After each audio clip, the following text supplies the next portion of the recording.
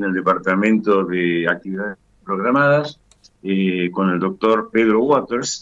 Hola Pedro, buen día. Hola, buenos días, ¿cómo está? Que nos va a informar ahora con la situación en el tema hantavirus. Sí, efectivamente. La semana pasada, Chubut se comunica con nosotros con el fallecimiento de una persona de 29 años en el paraje del Pedregoso, que pertenece a Puyén, con alta sospecha de virus. Bueno, frente a esa situación se disparan los dispositivos que ya están previamente acordados con las provincias, tanto Neuquén, Chubut, Río Negro, pues porque antes es una enfermedad endémica en esta zona, y se actúa según protocolo. Fundamentalmente, primero ver cuál posible foco de infección primario, donde esa persona se puede haber contagiado, y en segunda instancia, el aislamiento de todas las personas que estuvieron en contacto con el paciente afectado. Así que, bueno, en esa circunstancia nosotros tenemos 6 personas en la localidad de Bolsón aislados. Esas personas tienen que estar aisladas por 45 días. Las personas que están aisladas no significa que van a padecer la enfermedad, porque la enfermedad es de muy baja incidencia, pero si la padecen, esas pocas casualidades que tengan, no tienen posibilidad de contagiar porque al estar aislados no estarían en contacto con otras personas. Lo que se busca es evitar un foco secundario. Un foco secundario es un foco que sucede después del primer caso, ¿cierto? O sea, estaría todo bajo control, digamos. Sí, el control siempre es relativo porque estamos hablando de personas y de conductas de las personas. Por eso es importante acá el rol, tanto sea de la persona aislada, de entender por qué tiene que aislarse, porque es una persona que está sana, que trabaja, que tiene cuestiones, y por 45 días tiene que suspender un montón de sus actividades. Y por otro lado, los equipos de salud poder transmitir esta cuestión a las familias, personas y articular. Entonces acá el rol del Estado es importante y en el territorio también. Y bueno, desde el primer nivel de atención lo estamos hasta ahora cumpliendo, se hace un seguimiento telefónico y se coordina con la municipalidad también, desarrollo social, con el tema de entregar un módulo de alimentos si es necesario, y bueno, se va viendo las necesidades y prioridades que tiene cada uno. Sí, chicas, ¿tienen alguna inquietud? Sí, por supuesto, un montón, y le agradecemos a Pedro que nos haya atendido, porque además de este caso, Pedro, se conoció el fallecimiento de un joven deportista de San Martín de los Andes, que también falleció hace poquitos días por el hantavirus. Sí, efectivamente son 2 situaciones que hasta ahora nosotros las tomamos como son 2 casos diferentes, no tienen contacto entre sí, no son focos primarios ninguno de los 2, y el de Neuquén se está investigando, pero seguramente tendrá más relación con Neuquén, y nosotros estamos investigando el foco primario entre Chubut y Río Negro, ¿cierto? Pero todavía lo concreto es el fallecimiento en un domicilio en el paraje El Pedregoso. Pedro, ¿cómo se determina quiénes deben aislarse? El contacto está en relación a varias cuestiones. Uno, esta enfermedad 2 días antes de padecer síntomas empieza a contagiar. Entonces las personas que mantuvieron contacto con la persona infectada 2 días antes y 5 días después del primer síntoma. Y ahí se evalúa lo que se llama contacto estrecho. Contacto estrecho significa si estuvo tomando mate, si compartió un espacio cerrado, si estuvo más de 30 minutos cerca de esa persona, en menos de 1 metro de distancia. Bueno, eso es lo que se considera contacto estrecho y a partir de ahí se hace el aislamiento correspondiente. No es que si uno la vio pasar, se cruzó, claro. Se cruzó, eso no se considera contacto estrecho. Bien. Pedro, ¿y cuáles son los síntomas más recurrentes? Los síntomas, esta enfermedad yo le digo una enfermedad traicionera porque es una enfermedad como una gripe, en donde la consulta al médico o al centro de salud, nosotros hay ciertas características que nos llaman la atención y uno de ahí la empieza a pensar. Pero son enfermedades que se simulan a otras enfermedades más comunes, que la gripe, y entonces a veces es muy difícil de determinar. Pero hay como ciertos criterios, tanto clínicos como de laboratorio, con los cuales uno tiene una alta sospecha. ¿Y en qué momento hay que comenzar a pensar que estaría bueno ver a un médico, Pedro? ¿Qué es lo que nos debe llamar la atención? ¿La presencia de fiebre fuerte, por ejemplo? No, la presencia de fiebre fuerte con 24 o 48 horas, uno siempre dice, uno debe esperar entre 24 y 48 horas, ver cómo cada cuerpo reacciona, claro. Reacciona frente a esos eventos, ¿sí? Sí. Después de las 48 horas, uno debería siempre consultar porque uno ya piensa que esta enfermedad o las enfermedades perduran y entonces hay algo que no debería estar llamando la atención. Fundamentalmente esa cuestión. No es que porque yo tengo un pico febril ya tengo que consultar al médico. Uno tiene que pensar, bueno, qué estuve haciendo, qué hice, para ver si tengo que pensar o no. Y por otro lado, esta cuestión, nosotros los que vivimos acá en la zona, pensar, si nosotros estuvimos en un balcón, fuimos a un lugar donde vimos materia fecal de ratón y no hicimos un lavado de lavandina, no hicimos ventilación, todas esas cosas, bueno, pensaba. Por eso, claro, esta es una enfermedad que uno la piensa desde la clínica y desde la epidemiología.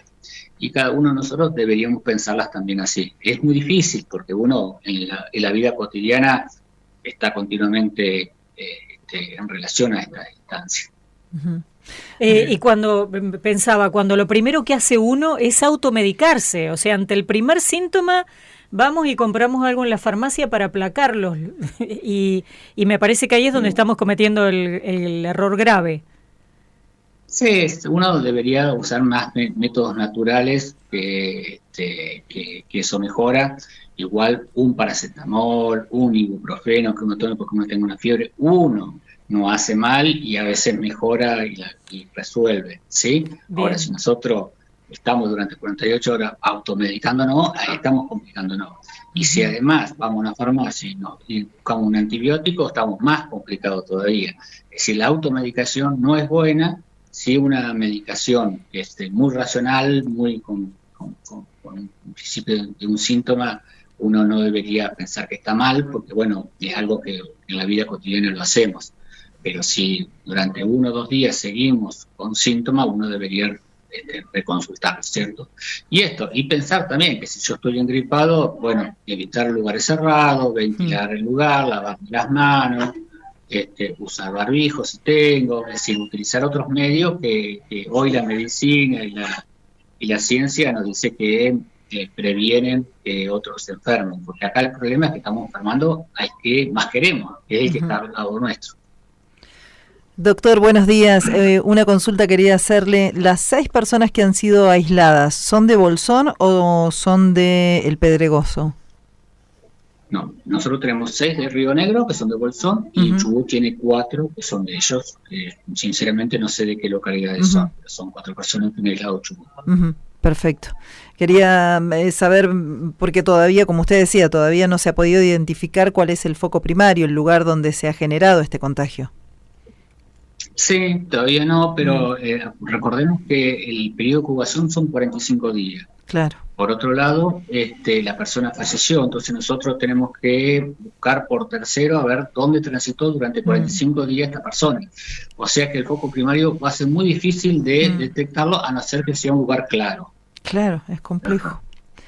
Y respecto de las recomendaciones que podríamos dar, porque fundamentalmente uno piensa que podría eventualmente tener que ver también con gente, por ahí si uno va a cosechar hongos, o si va a juntar nueces, o va a buscar nueces que han quedado guardadas en algún espacio cerrado. ¿Cuáles serían las recomendaciones fundamentales que debiéramos tener en cuenta? Por eso, nosotros los que vivimos en la zona tenemos que saber que convivimos con esta enfermedad. Que somos parte responsable de esta enfermedad porque nosotros estamos avanzando sobre su medio ambiente, que son los sectores de interfaz, ¿sí? Entonces, en esa parte, la enfermedad nos interpela como ser humano, qué estamos haciendo nosotros con el medio ambiente y por dónde estamos transitando. Eso por un lado. Por otro lado, en el tema de la prevención, uno debe saber que en otoño y en primavera son los casos más frecuentes, ¿sí? No puede suceder durante todo el año, pero en otoño y en primavera siempre hay casos más, suceden los casos. más frecuente. Por otro lado, si nosotros tenemos un lugar cerrado que no es habitado habitualmente, tenemos que ventilarlo, pegarle lavandina y después recién ingresar, y si se puede ingresar con un barbijo, mejor. Si nosotros tenemos un leñero, tenemos que tener cuidado cómo acopiamos la leña, lavarnos las manos después de hacer el trabajo de acopio o de retirar leña. Uh-huh. Si nosotros vamos a ir a cosechar nueces, que no sería tanto problema, pero sí en el tema de murra, de rosa mosqueta, donde el ratón convive, porque es el lugar donde el ratón busca el calor para pasar al invierno, bueno, utilizar los guantes correspondientes, la ropa correspondiente, y esa ropa después sacarla, lavarla, lavarse las manos, usar barbijo, es decir, utilizar varios elementos que hace que nosotros no nos enfermemos o no estemos cerca del virus. El virus al aire ambiente libre no contagia. El virus contagia cuando uno está en contacto y cuando hace que las heces se volatilicen y nosotros las respiramos. Uh-huh. Bueno, perfecto. ¿Qué pasa con los chicos, doctor? Porque por ahí la preocupación es los chicos que viven sobre todo en zonas rurales. ¿En la escuela se trabaja este tipo de campañas para prevenir también? Sí, nosotros hay dos enfermedades endémicas que trabajamos en la zona, que es la etidosis y el hantavirus. Tanto escuela como turismo, como las diferentes instancias tienen la documentación correspondiente como para trabajarla y hacer esfuerzo. El hantavirus lamentablemente tiene un impacto más fuerte cuando sucede porque tiene alta mortalidad. Uh-huh. Entonces eso genera un impacto. Y por otro lado tiene una resonancia a nivel turístico también. Pero sí, en realidad el turista tiene el que menos expuesto está. Los que estamos expuestos somos los que vivimos acá. Yo lo que digo siempre, nosotros tenemos el hantavirus, el norte tiene el Chagas, el centro tiene el dengue, es decir, en cada región hay una enfermedad endémica, hay algo que el ser humano en el ser ambiente está modificando los nichos ecológicos, y bueno, hay que replantearse estas cuestiones. Estas cuestiones, por eso es importante las políticas públicas, las políticas de salud ambiental, las políticas de turismo, la política de primer nivel de atención. Un estado presente hace que estas enfermedades no sean tan emergentes. Un estado ausente hace que estas enfermedades aparezcan con mayor fuerza y presencia en la comunidad, ¿no? ¿Vos crees, Pedro, que puede ser uno de los factores es el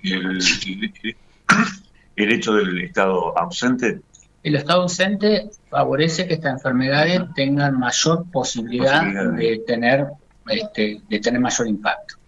Si nosotros no tenemos una política clara de turismo, el turista se mete en cualquier lugar porque cree, el turista toma el agua nuestra porque es transparente, pero nuestra agua está contaminada. Nuestros ríos, nosotros no sabemos si un animal se cayó más arriba del río y se ahogó y nosotros estamos tomando esa agua pensando que esa agua está limpia. Y así sucesivamente. Y por otro lado, esto es una enfermedad que no está en relación con las comorbilidades, si no es que porque yo sufro del corazón, entonces voy a enfermar de Cantamiro y me voy a morir. No, yo puedo estar fuertemente sano y me voy a morir igual si la enfermedad, la reacción de mi cuerpo es fuerte. Entonces hace que no, a mí no me va a pasar nada, yo voy a la leña porque a mí nunca me pasó nada, porque en realidad es de baja incidencia, sucede 1 o 2 en el año en toda la zona, entre Chubut, el Río Negro y Esquel y Neuquén. Entonces uno piensa que uno no le va a pasar, ¿sí? A mí no me va a suceder. No puede suceder a cualquiera de nosotros si no tenemos la prevención. Es como la vacuna, yo no me vacuno porque yo soy fuerte. No, si vos tenés mayor de 65 años tenés que vacunarte porque si te enfermas seguramente tu cuerpo te va a pasar más factura. Uh-huh. La vacuna hace que por lo menos si te enfermas pueda tener mayor defensa. Bueno, acá es exactamente la misma. La prevención hace que uno tenga más defensa a no morirse de esta enfermedad. Pedro, ¿cómo se determina la enfermedad? ¿Se hace a través de un análisis de sangre que se hace acá? Sí, efectivamente, se hace un análisis. Nosotros tenemos la posibilidad de hacerla dentro de las 24 horas en Bariloche y es un resultado altamente indicador. Y después se confirma con el Malbrán, pero sí, se hace localmente en Bariloche. ¿Y el tratamiento en qué consiste básicamente? No tiene tratamiento específico esta enfermedad, esto es tratamiento de sostén. ¿Qué significa? Que dependiendo de los síntomas, las manifestaciones de las personas, se va manejando con tal sentido. Ajá. Lo que sí son personas que infectada, automáticamente deben derivarse a un hospital de alta complejidad porque tienen que estar cerca de una unidad de cuidado intensivo. Bien. Doctor, queríamos aprovechar que estábamos en contacto con usted para reforzar un poquitito a través también de la radio y con su palabra los grupos que deben vacunarse en estos momentos, cambiando un poquitito de tema, pero ante las enfermedades respiratorias. En estos momentos hay un calendario con el que debe cumplirse y por ahí aprovechamos este contacto, insisto, para comunicarlo una vez más. Sí, son mayores de 65 años, personas que tengan comorbilidades como diabetes, enfermedad cardíaca, respiratoria y menores de 2 años. Perfecto. ¿Y se acercan directamente al hospital o a los centros, a las salitas médicas de los barrios? Exactamente, todos los CAPS tienen la capacidad de vacunar y el vacunatorio del hospital también. ¿Tienen que llevar la libreta médica si no tienen la libreta, por ejemplo, el carnet de vacunas? Si la tienen, mejor, porque ahí se les registra, entonces ellos pueden llevar un control, pero si no, hay un sistema digitalizado que se llama CISA, que uno puede corroborar si está vacunado o no, que es a nivel nacional. Y las Aprovechando esto, nosotros mañana tenemos, si quieren después venir mañana también a acercarse, vamos a tener una capacitación sobre la informatización de la historia clínica digital, tanto en el hospital como en los centros de salud. La provincia está haciendo una puesta en punta de la digitalización de la historia clínica y bueno, eso va a viabilizar más la información y el manejo de la información. Claro. Por eso seguramente después de las 9, 10 de la mañana va a estar resentido un poco la ventanilla de mesa de entrada porque el personal de ahí va a estar en la capacitación. Claro. Y el miércoles se van a suspender la atención programada de los centros de salud y los dispositivos que dependen del DAPA porque tenemos la segunda jornada del primer nivel de atención donde compartimos las diferentes experiencias y vamos discutiendo los ejes por los cuales vamos a transitar este año. Bueno, muchísimas gracias también por esa información.